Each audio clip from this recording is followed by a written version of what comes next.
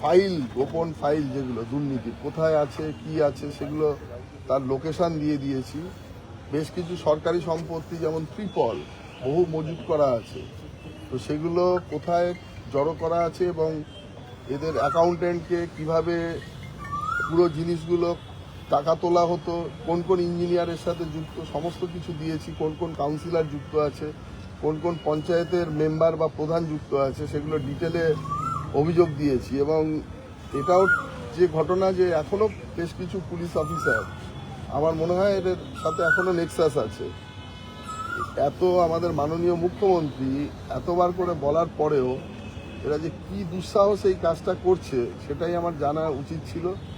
আমি গত রবিবার এসপির সাথে এবং এসপি, অ্যাডিশনাল এসপি, ডিএসপি, আইসির সাথেও বসেছিলাম। আমরা আশা করেছিলাম এই কাজটা খুব শীঘ্র এগোবে। এরপরেও আমরা কিছু ডকুমেন্টেশন তুলে দিয়ে গেছি। আমরা আশা করছি 2-3 দিনের মধ্যে এই এলাকার দুর্নীতি এবং সন্ত্রাসের যে মাথা, তাকে এখানকার থানায় অ্যারেস্ট করবে এবং এখানকার আমরা যে জনগণের কাছে জাস্টিস সেটা দিতে পারবো।